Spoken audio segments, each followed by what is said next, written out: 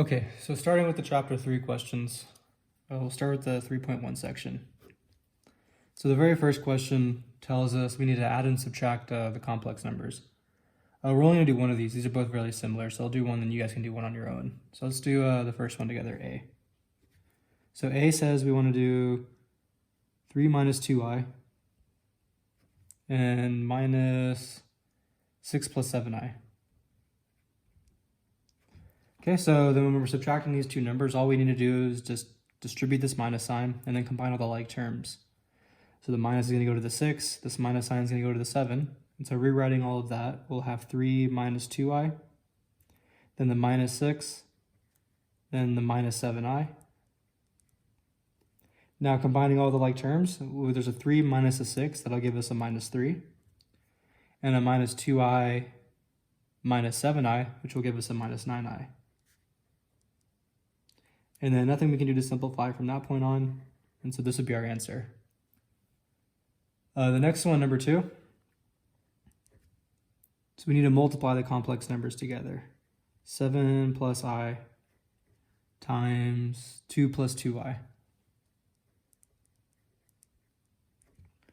Okay, so to multiply these numbers together, all we do is just FOIL the numbers out like how we normally would multiply two things that look like this. So, 7 is going to go to the 2, and the 7 is going to go to the 2i, and then the I is going to go to the 2, and this I is going to go to the 2i. So we'll start with that. We have 7 times 2 is 14. 7 times 2i is 14i. I times 2 is 2i. And then I times 2i is 2i squared. Okay, so let's start just by continuing combining all the terms that are the same. So nothing to combine the 14 with, just write that. Here's a 14i and a 2i. We can put those together into a 16i. And then we have a 2i squared. But instead of writing I squared, so we have to remember that if we see the number I squared, that's just the same thing as minus 1. So instead of writing 2i squared, we're going to write 2 times minus 1. And this is just something to remember. You have the two things. The I squared is minus 1, and then I is the square root of negative 1. But when we're doing these problems, we never, like right here, we're not going to replace I with the square root of negative 1. We leave it as I. We only replace the I squareds with minus 1s. But these are those two rules that you had to memorize. So yeah, here, I squared is the same thing as minus 1, so we replace the I squared with the minus 1. Okay, so let's keep going. Here we have 14 plus 2 times negative 1, so that's 12. And then we still have the plus 16i. Okay, and then, so that's going to take care of the second problem. So we'll do number 3, we're going to just choose one of them to do. Let's do part A. Okay, so part A says we want to divide 3 minus 4i divided by 1 plus 2i. And so whenever we're dividing the complex numbers, what we need to do is we look at the bottom of the fraction, and we're going to take that number and multiply the top and the bottom by it. But we're going to change the sign. So here we have a plus sign, so we're going to turn that into a minus sign. So what we're going to multiply this whole thing by is 1 minus 2i over 1 minus 2i. So the same thing on the bottom, but you just turn the sign around. So if it's a plus sign, we're going to put a minus sign. So here we're just multiplying two fractions. So we're going to multiply the tops, and then we're going to multiply the bottoms. So we multiply the tops, we're just going to get 3 minus 4i times 1 minus 2i.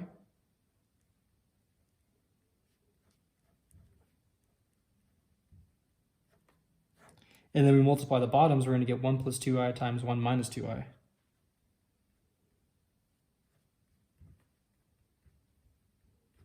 And then we're just, so we need to simplify. So we're going to continue kind of like how we did in the second problem from multiplying these two numbers together. So we'll do the same thing here. We need to multiply these two numbers together, so FOIL it out, and then multiply the bottom two numbers together and FOIL them out. So doing that, FOILing at the top, we're going to have 3 times a 1, which is a 3. 3 times a minus 2i, which is a minus 6i. Minus 4i times 1, which is minus 4i. And then minus 4i times minus 2i, so 8i squared. And then 1 times 1 is 1. 1 times minus 2i is minus 2i. 2i times 1 is 2i. 2i times minus 2i is minus 4i squared.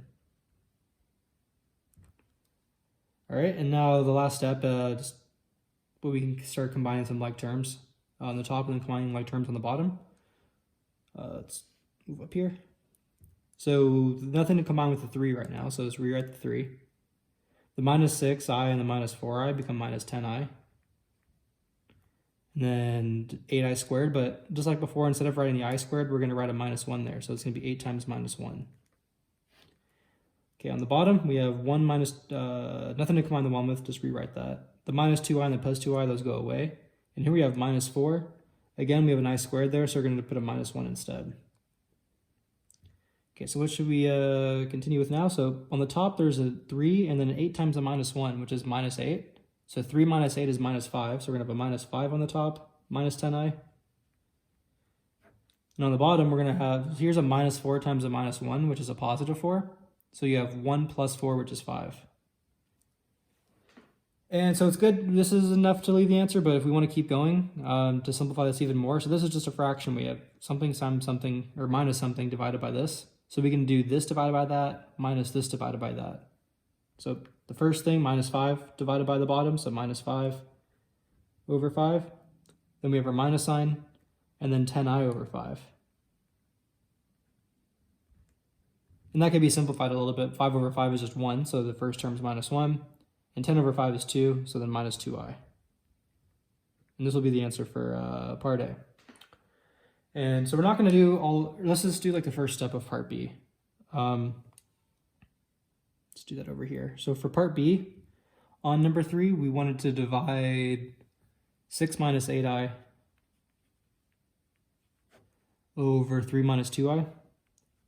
So this problem's a little bit different. Well, it's pretty much the same thing as the last one. The only difference is on the bottom of the first problem we just did, there was a plus sign.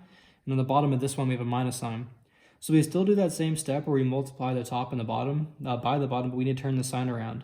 So like over here, we had a plus sign and it turned into a minus sign. Here we have a minus sign, so it's going to turn into a plus sign. So we're going to do 3 plus 2i over 3 plus 2i, and then multiply these two things together. So the same first step as the one over here, except just since we have a plus sign, there's minuses over here. And now because we have a minus on the bottom, there's pluses over here. And then you just continue like you did, like we did together just on here. We're going to multiply the tops together, FOIL everything out, combine the like terms, and then just get to this step like this. But we're not going to continue with this one. We'll move on to the next question. So the next question we're moving on to section 3.2 now. Okay, we have so 5 points of this question. There's parts A through E, and each one we want to solve for x. We'll go through all of these. So let's just start with the first one. So I'm going to rewrite this first one a little bit differently. This will be the same problem. So we have x squared minus 5x, and then I'm going to write this as equal to 14. And this is just to illustrate a point. So when we're solving these type of questions, like an x squared, and then there's an x and stuff, and we got to figure out what x is, you always want to get 0 on one side. So in this situation, like the way the problem is given to you in the study guide, you'll see it's already have 0 on one side. Here we don't have 0 on one side. We would need to get 0 on one side. So we have to move this 14 over to the left.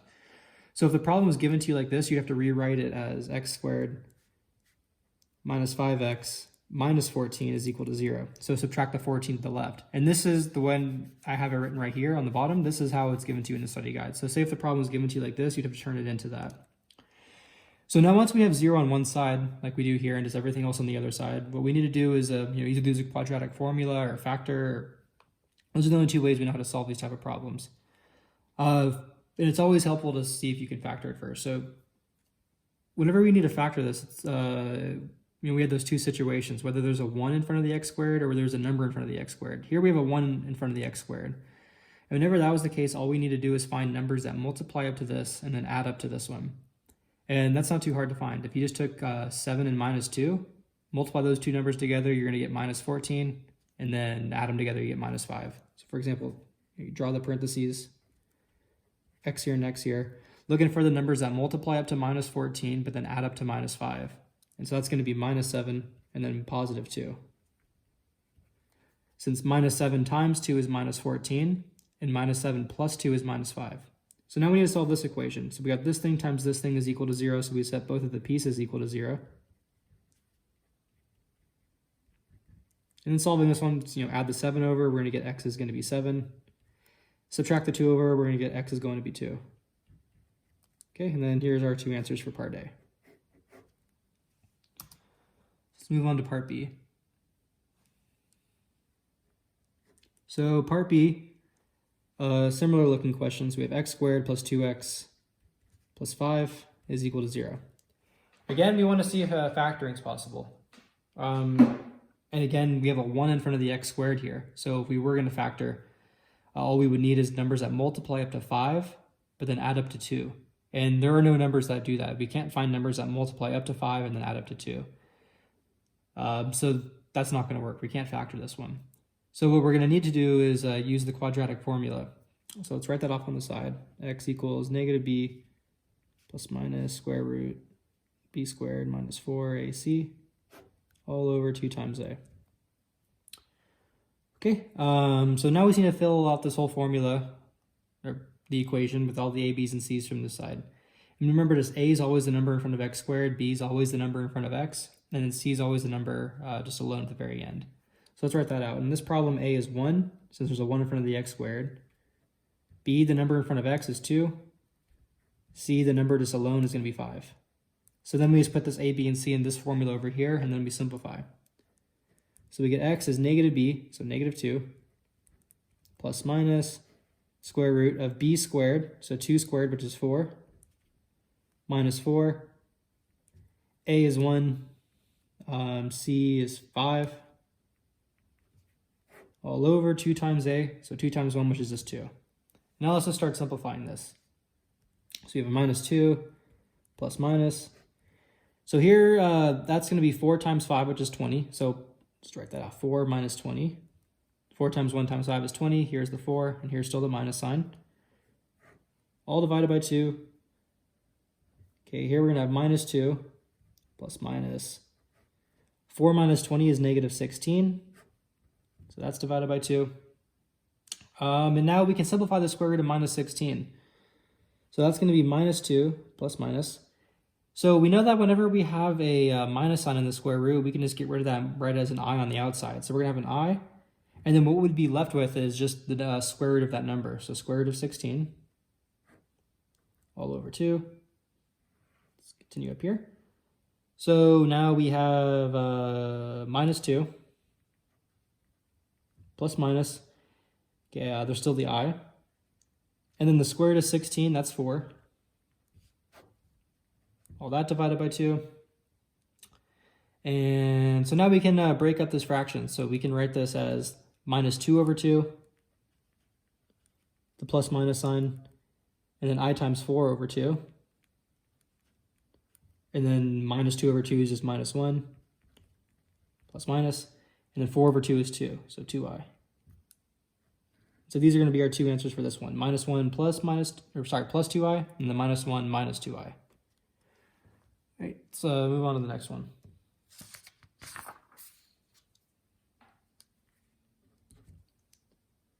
Okay, so part C, we want to solve 3x cubed plus 21x squared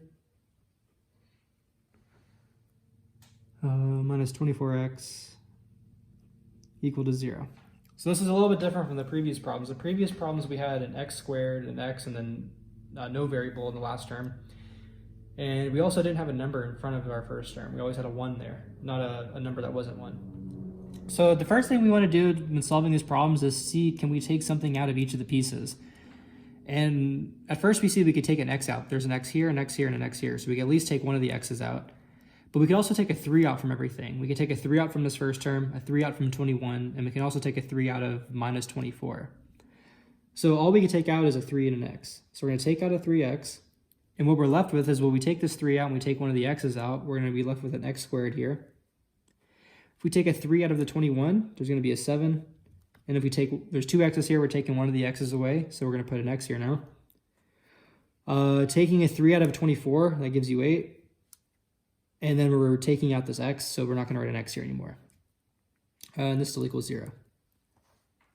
Okay, so we simplified this a little bit, and now what we see is, well, we have two things multiplied together equaling 0. We have 3x times this thing equals 0. So then we can set both of the pieces equal to 0. So we can set this equal to 0, and then we could set this piece equal to 0.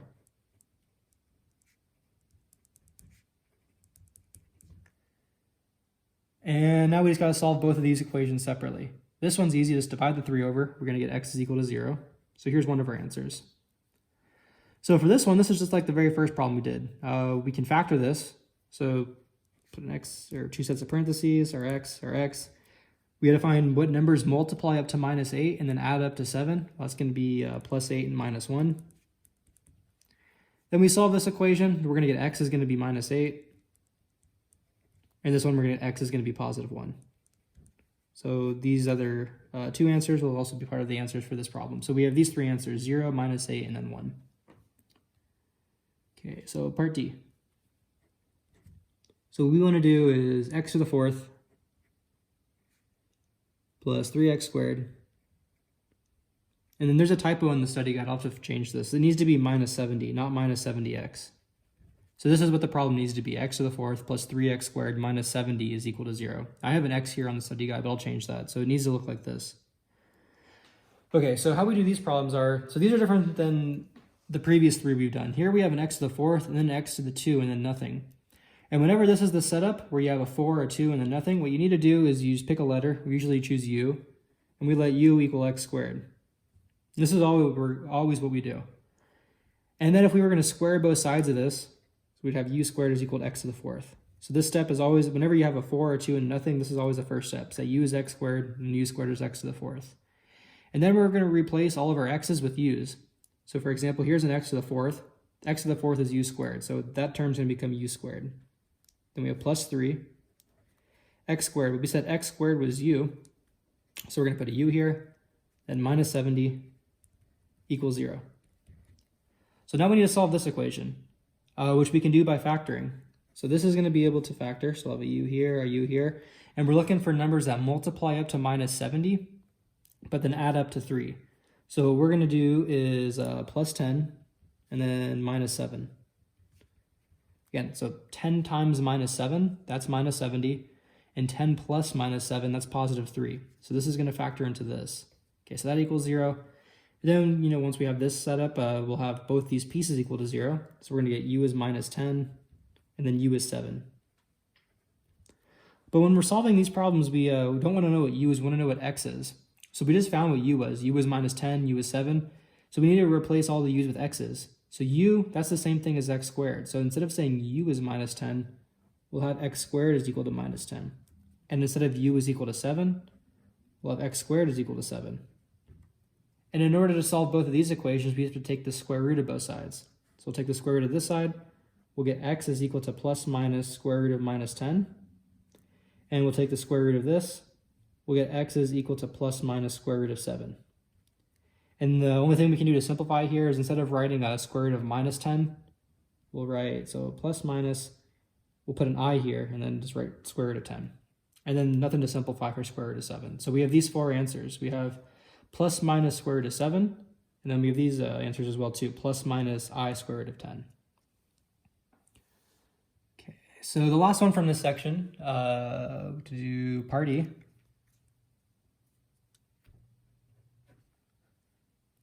Okay, so we have x squared minus 9, and then x squared minus 3x minus 4 is equal to 0.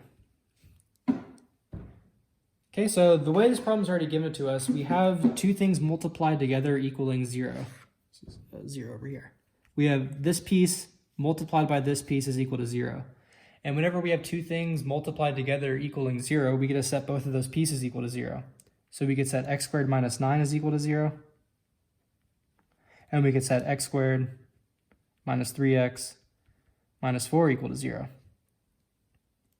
Okay, so now we've got to solve both of these separately. We could factor this left-hand side. So let's put two sets of parentheses, an x and an x. And so we want two numbers that multiply up to minus 9. But remember, the middle term is like a 0. Normally, like say over here, where's the last one we did? Like say on this one, we had u squared plus 3u minus 70. We look for the numbers that multiply up for this one and add up to the middle number. So multiply up to minus 70, but then add up to the 3. and that's why we chose 10 and minus 7.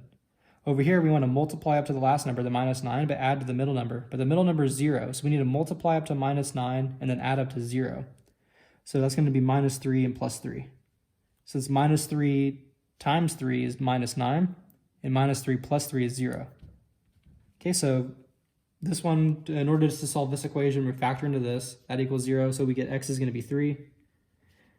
X is going to be minus 3.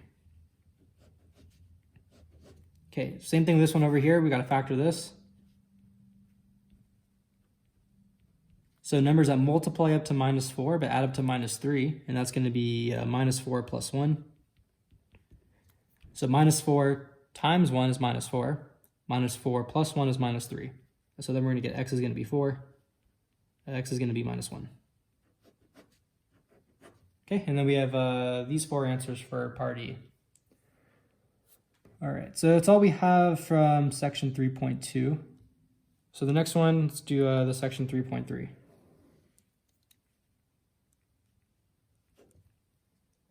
Okay. Let's do... We'll do part B. Okay, so part B is g of x equals minus 3x squared plus 6x minus 1. And so there's only one problem from this section. And from this whole, well, we want to find a couple of things from this for this equation. We want to find the vertex, the axis of symmetry. We want to find the max or the min value, depending on which one it has. And then we also want to graph it. So we'll do those 4 things. So in order to find the vertex, you have to, we'll start with that one. There's a formula you have to have memorized. So the vertex is a point. And the x part of the point is this number, negative b over 2a. And then the y part is f of negative b over 2a. So we need to find both of these 2 things and just plug them into this point, and that'll be it. So let's start with negative b over 2a. So just like before, b is always the number in front of the x, and a is always the number in front of the x squared. So we want to do negative b, so b is 6, so negative 6, all over 2 times a. 2 times a, and a is minus 3. So this is going to be negative 6 over 2 times negative 3, which is negative 6. So these negatives are going to cancel, and we're going to have 6 over 6, which is going to be 1. So negative b over 2a, well, that's just going to equal 1. So we know the first part of this vertex. So it's going to be 1. And so now we need to find f of negative b over 2a. So all we have to do is we'll plug in negative b over 2a inside of f. But we just saw negative b over 2a was 1. So we want to plug this number 1 inside of f. So f of 1, that's easy. All we do is plug in 1 for x. We have minus 3 times 1. So minus 3 times 1 squared plus 6 times 1 minus 1. Okay, so then that's going to be minus 3 plus 6 minus 1, which is going to be 2. So then the vertex ended up being the point 1, 2. And then once you find the vertex, the axis of symmetry and the max and the min are pretty much done for you. So to find the axis of symmetry, the axis of symmetry always is just x equals the x part of the vertex. So I guess the formula is x equals negative b over 2a. But we found negative b over 2a, that was just 1, which ends up being the x part of the vertex. So our axis of symmetry is just going to be x equals 1. Okay, so now for the max or the min. So you only have one of these, either a maximum or a minimum. And it all depends on the number in front of your x squared, the a number. So whenever you have the a being a positive number, you're going to have a minimum. And whenever you have your a being a negative number, you're going to have a maximum. And then the max or the min is always going to be the y part of the vertex. So in our situation, our a equals negative 3, which is less than 0. So that tells us that we're going to have so look at this chart right here. We have less than 0, we're going to have a maximum. And the maximum is always the y part of the vertex, so this number here 2. So let's put it in here, the maximum, which equals 2. So again, with the max or the minimum, the max, it's if you have your a number, so the number in front of your x squared. If it's a negative number, it's a maximum, and if it's a positive number, you're going to have a minimum. Since our a, the number in front of the x squared, which is -3 is a negative number, that means we're going to have a maximum. And the maximum is always the y part of the vertex. So our maximum is going to be 2, since the y part of our vertex is 2. So the axis of symmetry is always the x part of the vertex, and then the max, the min is always the y part of the vertex. All right, so now let's graph this equation. So what we want to do is graph, let's just write it down again. G of x is equal to minus 3x squared plus 6x minus 1. Okay, so whenever we're graphing this, when it's attached to that problem with the vertex, axis of symmetry, the max or the min, so the first thing we do is just when we draw our graph is we want to put the vertex on. So we saw in the previous page, when we found the vertex, it was the point 1, 2. So here's 1, 2. And then the next thing we know is that, well, this shape right here, if we have an x squared plus an x and then it's a number, that's going to be a parabola. So it's either going to be a u opening upwards or a u opening downwards. Whenever you have a minus sign in the front, that means it's a u opening downwards. So the shape of the graph is just going to be something like this. So we can just draw that in. So again, if this a, the number in front, was a positive number, this graph would be moving upwards. But since this a is a negative number, the graph is going to move downwards like this. And then let's put, I don't know, one other point on the graph. So let's make an xy table. So here's 1, and then we saw a second ago. So that means when we plug in 1, and this is number 2 up here, the vertex is 1, 2. This is the point. That means when you plug in 1, you're going to get 2. So that's one of our points. So let's see what happens when we plug in, let's do 2.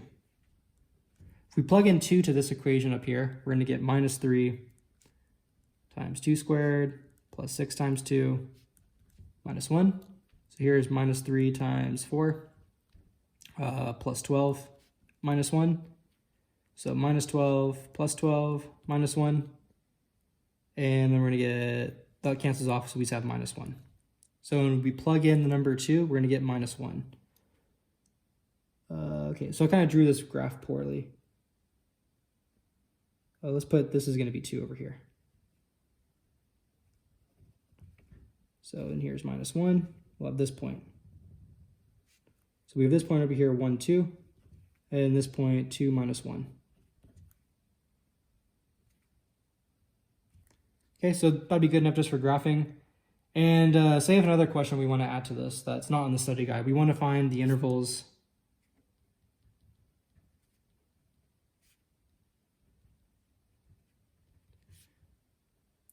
where f is, or in this case, g. So the function g is increasing and decreasing. So this is easy to do once you already have the graph on here. So we know increasing, that means when the graph moves up, and decreasing is when the graph moves down when looking from left to right. So as we're looking from left to right, we see the graph is moving up, moving up, moving up, moving up, and it stops right here. So this needs to look like that. Here's the vertex. So the graph moves up, it increases, increases, and then right here it stops and it starts decreasing and decreasing. So if we're increasing, and remember, these are just the x values, and we always use parentheses for these. So we're increasing from, so as we move from left to right, so from minus infinity all the way up to this point 1, the graph's moving up and up and up and up and up. So from minus infinity to 1, that's when it's increasing. Those are the x values. So for these x values right here on the x-axis, from minus infinity all the way up to 1, the graph moves upwards. And then from 1 to infinity, the graph starts moving downwards. So decreasing will be from 1 to positive infinity. So again, we're moving up right here all the way up to 1, and then we're decreasing from 1 to infinity. So these are going to be the intervals of increasing and intervals of decreasing. Okay, so that takes care of that problem. Let's move on to the next one. So that was it from 3.3. This next section, 3.4. Okay, we've got two questions. We'll do both of these questions. So the first one, we want to solve 2 over 8x minus 24 plus 7 over x squared minus 9 is equal to 2x plus 3. And so whenever you're solving these problems, the ones that have fractions and x's are on the bottom and stuff, what you want to do is, I guess the very first step is to rewrite the problem by factoring all the denominators. So we're going to rewrite this. The first bit is 2. And from this first bit of numbers here, the 8x minus 24, we can factor out an 8 from both of these. So we're going to take out an 8. And then if we do that, we're going to be left with an x minus 3. Okay, plus, we could factor x squared minus 9. That factors into x plus 3, x minus 3. And then nothing we can do to factor x plus 3. All right, so that's how we would, this is the first step, factoring all the denominators.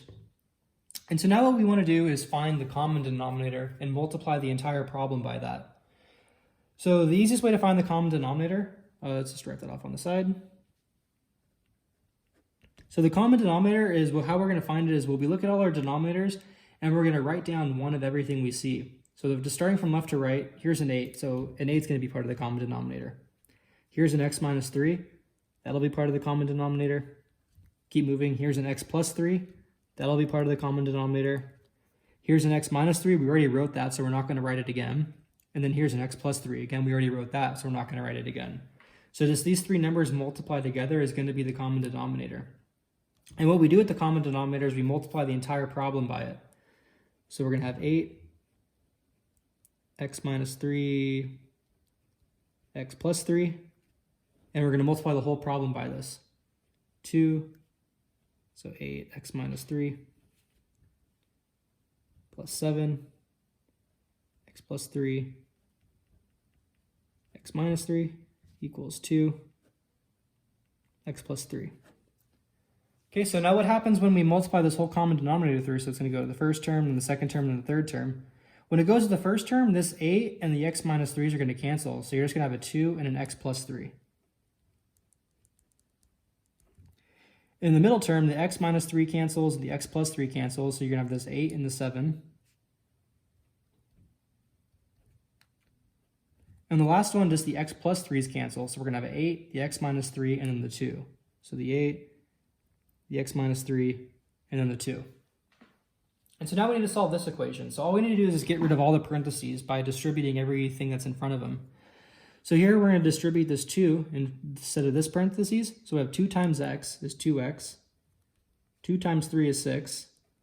Here 8 times 7 is 56. So plus 56. And then over here, so a couple things we can do here. So I think the easiest thing to do is, so here we have an 8 times a 2, which is a 6. Let's just write this out. So 8 times 2 is 16. And then we still have this x minus 3. Okay, and I'll just keep simplifying. So nothing to combine with this 2x, just 2x. Here we have 6 plus 56, which is going to be 62 equals. Now we distribute the 16. So 16 times x is 16x. And then there, so 16 times 3 should be 30 plus 18, so minus 48. Okay, so now let's get all the x's on one side, everything else on the other side. We can subtract this 2x over. And at the same time, add the 48 over to the other side. Okay, so these two x's cancel. Here we have 62 plus 48, which is going to be 110. And then we have 16x minus 2x, which is 14x. And the last step to solve for x, just divide by the 14, divide by the 14. So we're going to have x is equal to 110 over 14. Then we could simplify this. This top one, so we could divide the top and the bottom by 2. So if we divide the top by 2, we are going to get 55. Divide the bottom by 2, we're going to get 7. So then 55 over 7 is going to be our answer for part A. Okay, so for part B, okay. Wait a second.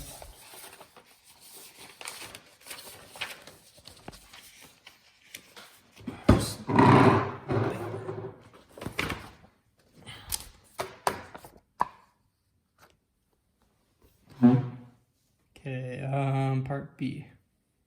So this is 3.4, part B. Okay, so we need to do the square root 3x plus 10 minus x is equal to 2. So when we're solving the problems that look like this, we have a square root, an x on the inside, and some things on the outside. The first thing we need to do is get the square root alone on one side and everything else on the other side. So we need to add this x over to the right. And that's going to give us the square root of 3x plus 10. Add the x over, so then we're going to have x plus 2. And now to get rid of the square root sign, we need to square both sides. So square the left, square the right. And then when we square a square root sign, the square root sign just goes away. So we have 3x plus 10. Now when we square the right, so x plus 2 squared, just off the side we're going to need to FOIL this, you know, like, so x plus 2, and then FOIL everything out. And if we were to do that, we're going to get x squared and then plus 4x plus 4. Okay, so we squared the left, we squared the right. Square the left, all we get rid of the square root sign, get 3x plus 10.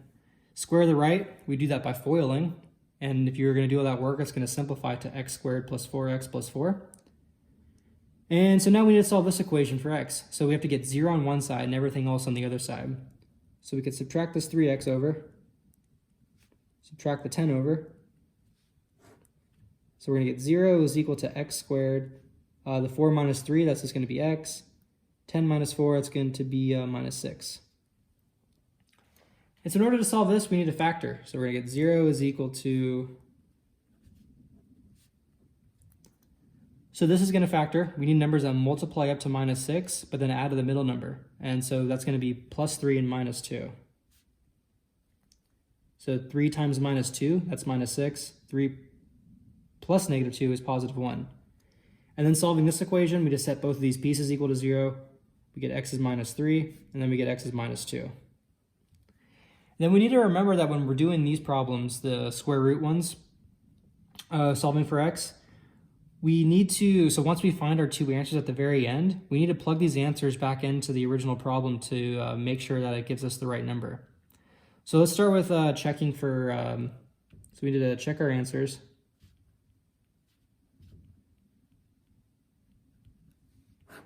So we'll start by checking our answers with x equals minus 3.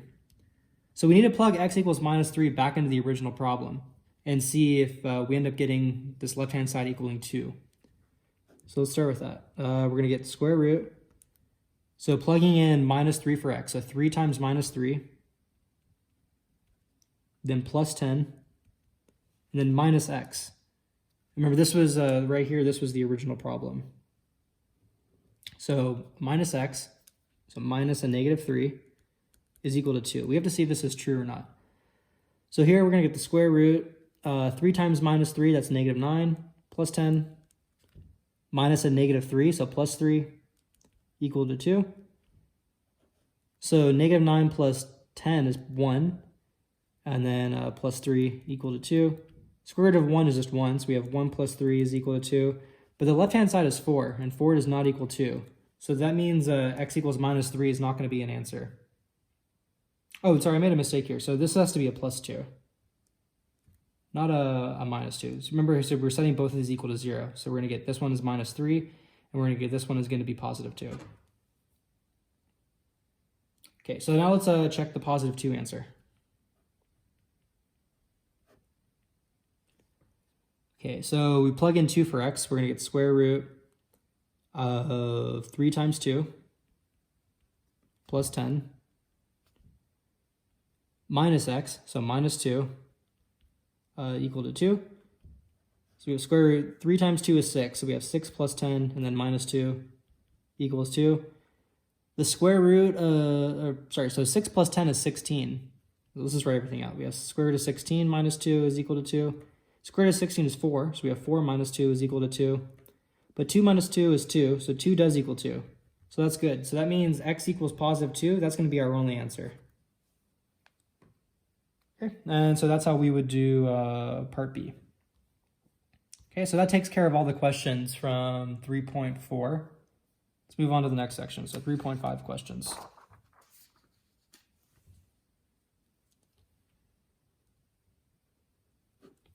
Okay, so the first one, we want to solve this equation. 2x minus 7 in absolute value is equal to the number 6. So whenever we're solving these equations with the absolute value, so if the absolute value of something is equal to a number, we have to solve two equations. So we take the inside of our absolute value, 2x minus 7, we set it equal to that number 6, and then we also have to do 2x minus 7 is equal to the negative number, so negative 6. And we have to solve both of these two equations separately, then we're going to get two answers. So from this one, we start by adding the 7 over. So 2x is going to be 13. Divide by the 2. X is going to be 13 divided by 2. On this one, start by adding the 7 over. So 2x is going to be equal to 1. So add the 7 over. Negative 6 plus 7 is 1. We divide by the 2. X is going to be equal to 1/2. So we have these two answers. X is 1/2. X is going to be 13 over 2. Okay, so now let's do the second one. Okay, so for part A, we have absolute value of x minus 7 is bigger than or equal to 3. And so whenever we're solving these equations, we have the absolute value is bigger than, let's write these equations, these are some rules off to the side. So when we have the absolute value of x being less than or equal to some number a, we do minus a less than or equal to x less than or equal to positive a. And then whenever, this is one setup, the next setup is whenever we have the absolute value of x being bigger than or equal to something. Then we have to solve two equations. We're going to have x is bigger than or equal to the number, or we're going to have x is less than or equal to the minus number. Okay, so these are the two situations we have. We're going to have the absolute value being less than something or the absolute value being bigger than something. In this situation, we have the absolute value being bigger than this. So using this setup over here, we're going to have the inside, x minus 7, being bigger than or equal to 3, or we're going to have x minus 7 being less than or equal to minus 3. And then we're going to need to solve both of these equations. So this one, all we do is just add the 7 over. X is going to be bigger than or equal to 10. This one, we're going to add the 7 over again, so we're going to get x is less than or equal to positive 4. And so we're going to want to put this into an interval. And before we do that, it's easier to put this into a number line. So here's our number line. Here's 4. Here's 10. So we need to do bigger than or equal to 10. So since it's bigger than or equal to, the or equal to sign thing, so we're going to put a closed dot on the 10. And bigger than 10 means we shade to the right. Now this one, x is less than or equal to 4. So we're going to put a closed dot on 4 because it's less than or equal to, and less than 4 means we shade to the right. And so the sections that we shaded is minus infinity all the way up to 4. Infinities always have parentheses, but here because we have a closed dot, the bracket is going to be on the 4. Union, then 10 all the way up to infinity. Okay, so there's our answer for part A. And now for part B, we need to do this one, 2 minus 3x less than or equal to 10. So we go up to the rules here. Do we have absolute value being bigger than something or the absolute value being less than something? Here we have the absolute value all being less than or equal to 10. So we need to use this formula. Using this rule up here, we're going to get minus 10 less than or equal to 2 minus 3x less than or equal to positive 10. Okay, so we need to make sure whenever we have the inequalities like this, we have to get the x alone in the middle and everything else on the outside. So the first thing we're going to do is subtract the 2 everywhere. Minus 10 minus 2 is minus 12. Still have our less than or equal to sign. Now there's just a minus 3x in the middle. Less than or equal to sign. 10 minus 2 is going to be 8. And now the last step is we have to get rid of this minus 3 in the middle. So we're going to divide by minus 3, divide by minus 3, divide by minus 3. Minus 12 over minus 3, well, that's going to be 4. And since we divided by a negative, we need to turn this sign around. Now there's just going to be an x. Again, we divided by a negative, so this sign has to turn around. And just 8 over minus, so negative 8 over 3. Okay, now let's put this into a number line before we put that into an interval. So we need to put the numbers minus 8 over 3 and 4 onto the number line. And since we have greater than or equal to signs, they're going to be closed dots. And when this is telling us, so x has to be bigger than or equal to minus 8 over 3. Since x, this one has to be bigger than or equal to minus 8 over 3. So bigger than minus 8 over 3, that means we have to start shading to the right. But at the same time, it says x has to be less than or equal to 4. So less than 4 is shading to the left. So the only thing that we're going to be is this in-between section. These numbers in between, these are numbers bigger than minus 8 over 3, but at the same time, they're also less than 4. So in between minus 8 over 3 and 4. So then our answer is this shaded section, which is going to be with brackets, we have minus 8 over 3 all the way up to 4.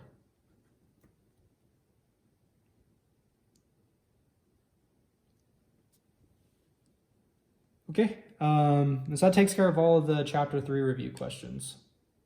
So I'll make a separate video for the chapter 4 questions.